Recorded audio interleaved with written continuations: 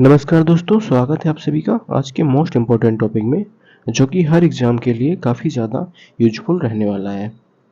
आज का पहला क्वेश्चन है दोस्तों, भारत का संविधान कब लागू हुआ था? भारत का संविधान कब लागू हुआ था? जिसका सही आंसर होगा दोस्तों ऑप्शन नंबर बी, 26 जनवरी 1950। 26 जनवरी 1950 ईस्वी को भारत का संविधान लागू किया गया था। अगला प्रश्न है, भारत के संविधान के अनुसार राष्ट्रपति के चुनाव की प्रक्रिया किस अनुच्छेद में वर्णित है? आपका सही आंसर हो जाएगा दोस्तों ऑप्शन नंबर ए, अनुच्छेद 54। अनुच्छेद 54 में राष्ट्रपति के चुनाव की प्रक्रिया वर्णित है। अगला प्रश्न है, भारत के राष्ट्रपति की अवधि कितनी होती है? भारत के राष्ट्रपति की अवधि कितने वर्ष की होती है? जो कि सही आंसर होगा ऑप्शन नंबर बी, 5 वर्ष। राष्ट्रपति का कार्यकाल 5 वर्षों के लिए होता है।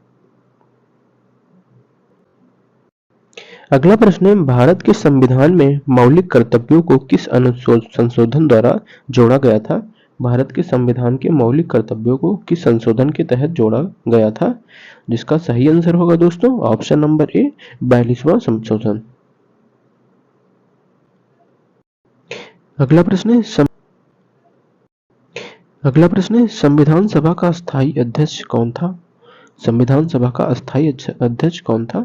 जो कि सही आंसर होगा option number A, doctor Rajendra Prasad. Doctor Rajendra Prasad संविधान सभा के अस्थायी अध्यक्ष बने थे।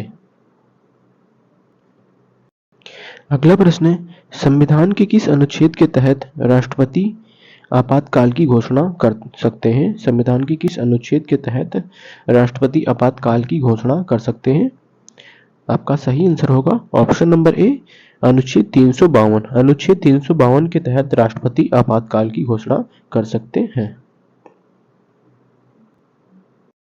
अगला प्रश्न है, संविधान सभा के सदस्यों का कार्यकाल कितना होता है? संविधान राज्यसभा के सदस्यों का कार्यकाल कितना होता है? जो कि सही आंसर होगा ऑप्शन नंबर सी, 6 वर्ष। राज्यसभा के सदस्यों का कार्यकाल 6 वर्षों के लिए होता है।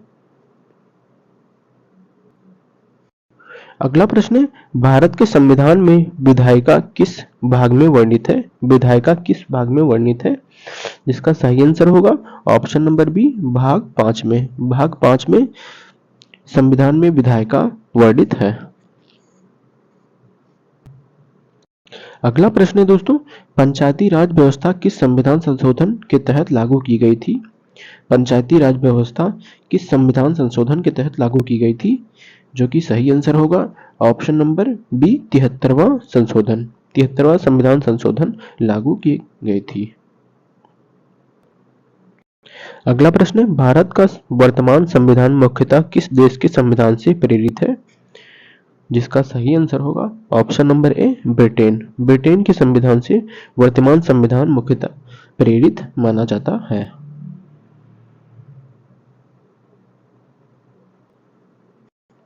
अगला प्रश्न है दोस्तों, भारत के संविधान में नीति निर्देशक तत्व किस भाग में वर्णित है?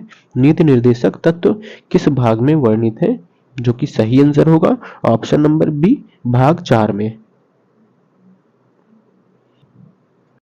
अगला प्रश्न है, भारत में प्रथम उपराष्ट्रपति कौन थे? भारत में प्रथम उपराष्ट्रपति कौन थे?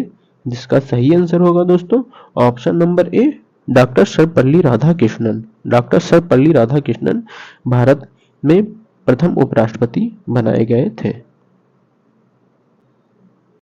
अगला प्रश्न, भारतीय संविधान में कितनी मौलिक अधिकारों की संख्या है? कितनी मौलिक अधिकारों की संख्या है?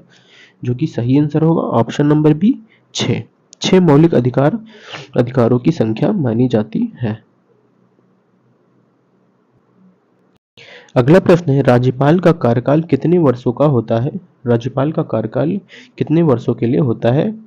आपका सही आंसर हो जाएगा ऑप्शन नंबर बी, 5 वर्षों के लिए। राज्यपाल का कार्यकाल 5 वर्षों के लिए माना जाता है।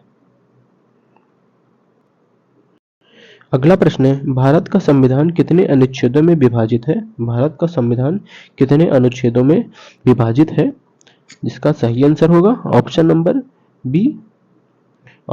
बी, 448।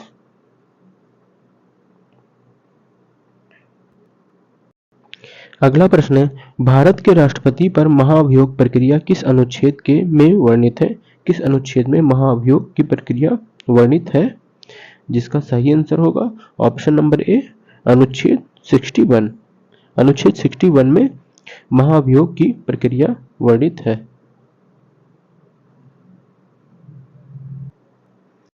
अगला प्रश्न है, भारत का सर्वोच्च न्यायालय कहाँ स्थित है? भारत का सर्वोच्च न्यायालय कहाँ स्थित है? जिसका सही आंसर होगा दोस्तों ऑप्शन नंबर सी, दिल्ली में। भारत का सर्वोच्च न्यायालय दिल्ली में स्थित है। अगला प्रश्न है, भारतीय संविधान में समानता का अधिकार किस अनुच्छेद में वर्णित है? भारतीय संविधान में समानता का अधिकार किस अनुच्छेद में वर्णित है? जिसका सही आंसर होगा ऑप्शन नंबर ए, अनुच्छेद 14 से 18। 14 से 18 में समानता का अधिकार वर्णित है। अगला प्रश्न है, संविधान के किस संशोधन द्वारा भारत का संविधान और लोकतांत्रिक गणराज्य शब्द जोड़े गए हैं? जिसका सही आंसर होगा दोस्तों ऑप्शन नंबर ए, 42वां संविधान संशोधन। 42वां संविधान संशोधन में संविधान और लोकतंत्रात्मक गणराज्य शब्द जोड़े गए हैं। अगला प्रश्न है, राज्यसभा का स्थायी अध्यक्ष कौन होता है? राज्यसभा का स्थायी अध्यक्ष कौन होता है? जिसका सही आंसर होगा ऑप्शन नंबर सी, उपराष्ट्रपति। लोक राज्यसभा का स्थायी अध्यक्ष उपराष्ट्रपति होता है। अगला प्रश्न है, संविधान सभा का गठन किस वर्ष हुआ था? संविधान सभा का गठन किस वर्ष में हुआ था? जिसका सही आंसर होगा ऑप्शन नंबर ए, 1946। 1946 ईस्वी में संविधान सभा का गठन हुआ था। अगला प्रश्न है, संविधान में राष्ट्रपति को अध्यादेश जारी करने का अधिकार किस अनुच्छेद में दिया गया है? संविधान में राष्ट्रपति को अध्यादेश जारी करने का अधिकार किस अनुच्छेद में दिया गया है? जिसका सही आंसर होगा ऑप्शन नंबर बी, अनुच्छेद 123। अनुच्छेद 123 में अध्यादेश जारी किया गया है।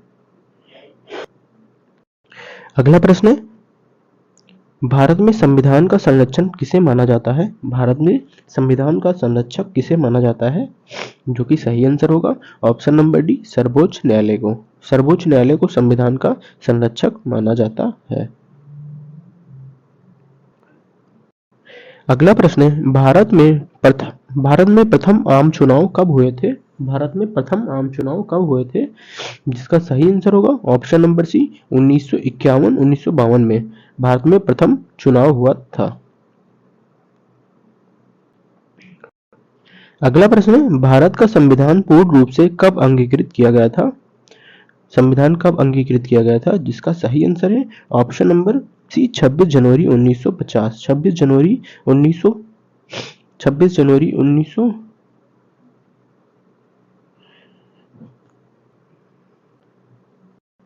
26 नवंबर 1949 को 26 जनवरी 1949 को भारत का संविधान पूर्ण रूप से अंगीकृत किया गया था।